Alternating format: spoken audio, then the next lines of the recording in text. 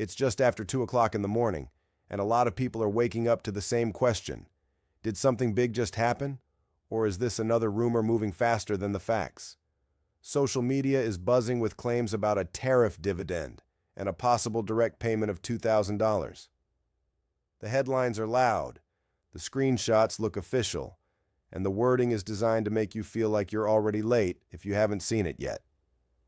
So let's slow this down and walk through what is being said, what would have to be true for it to happen, and what you can do right now to protect yourself from misinformation and scams. First, take a breath. A real nationwide payment program does not quietly appear out of nowhere in the middle of the night without a clear paper trail. When the federal government prepares direct payments, there are usually multiple signals you can verify. Formal statements posted on official sites, public guidance from the Treasury, clarified eligibility language, and practical details about delivery. If the only thing you're seeing is clipped quotes, viral posts, or a single leak repeating the same lines, treat it as unconfirmed until you see a primary source that stands on its own. Now, here's what the claim is saying in plain language.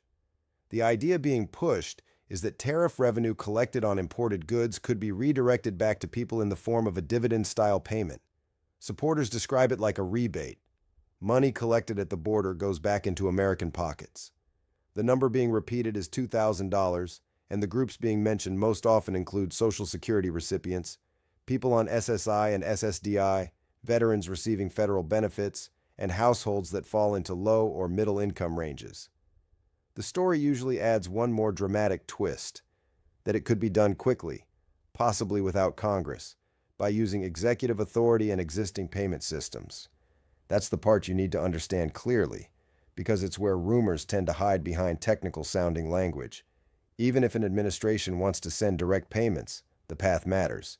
Federal spending is typically controlled through laws passed by Congress, and agencies do not usually invent a brand new payment program purely through a press remark. Could there be legal theories, emergency authorities, or creative structures? People argue about that all the time. But people argue about it is not the same as it is approved, and it is definitely not the same as your payment is already being prepared. So, what would a realistic rollout look like if any dividend concept ever became real? Step 1 would be an official policy announcement that clearly states what the payment is, where the money comes from, and what legal authority is being used. Step 2 would be eligibility rules written in plain terms, not just slogans. That means who qualifies, based on what criteria, during what time period, and how amounts are calculated.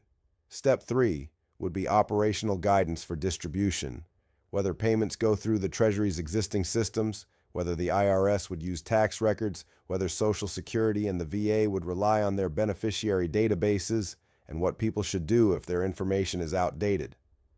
Step 4 would be a timeline you can hold the government to. Not vague hints, but an actual schedule window. If you're hearing a version of this story that says, no application, no forms, money in weeks, that may sound comforting, but it can also be a setup for confusion. Yes, it's true that agencies already have direct deposit information for many people who receive benefits, and the IRS has banking info for many taxpayers. That infrastructure is real. But a payment program is not just a file upload. It's rules, verification, fraud prevention, accounting, oversight, and dispute handling. And the more people who would be included, the more complicated it gets. Let's talk about the groups that keep getting named, because this is where a lot of viewers emotionally lock in. Seniors on Social Security, people with disabilities receiving SSI or SSDI, and veterans on VA benefits are often placed at the front of first-wave speculation because their payment channels already exist. If a government wanted fast distribution, those systems would be the obvious starting points. But obvious starting point does not mean confirmed priority list.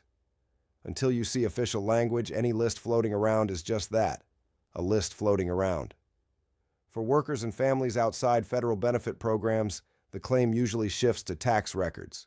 That's plausible in structure because it mirrors how prior relief was targeted.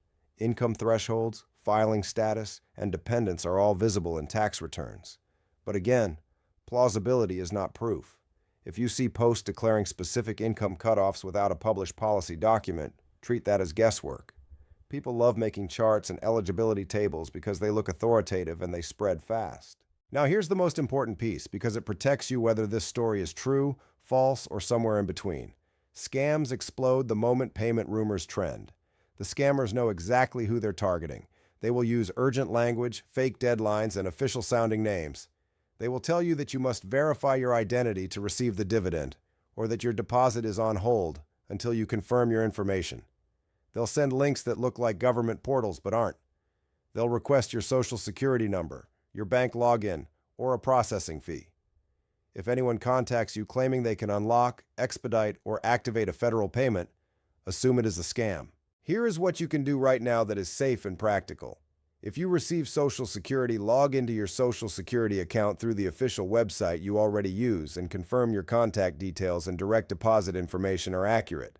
If you receive SSI or SSDI, do the same through the same official account system.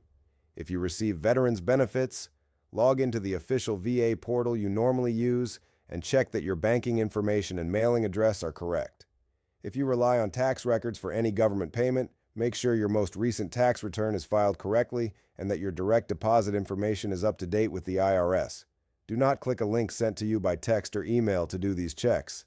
Type the official address yourself or use a trusted bookmark. Also, keep your expectations grounded. Any genuine payment program will come with clear instructions repeated across multiple official channels. You will see it on government websites, not only in viral clips. You will hear agencies explain the timeline, the eligibility rules, and how disputes are handled. If you're not seeing that clarity, do not let a dramatic rumor push you into panic, rushed decisions, or giving away private information. If you're feeling frustrated because you need help now, that feeling is valid.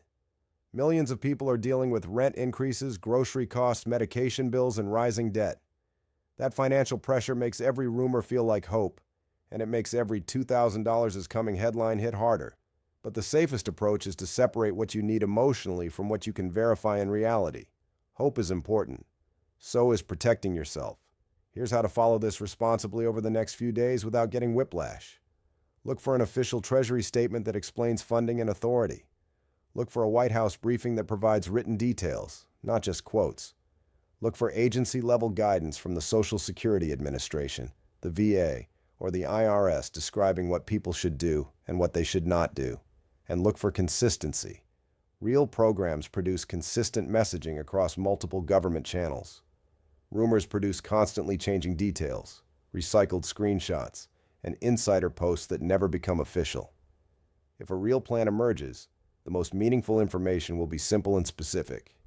Who qualifies, when deposits would begin, whether the payment is automatic, and what happens if your information is outdated.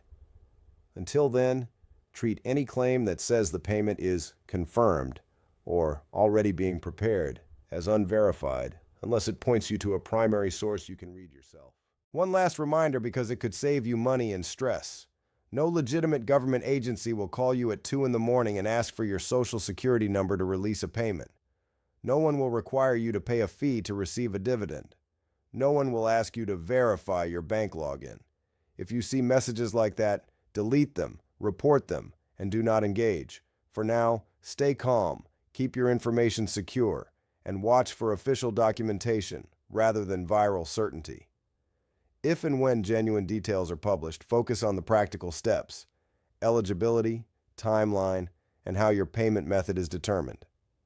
Until then, the smartest thing you can do is protect your accounts, ignore pressure tactics, and rely on verified sources before you make any decisions.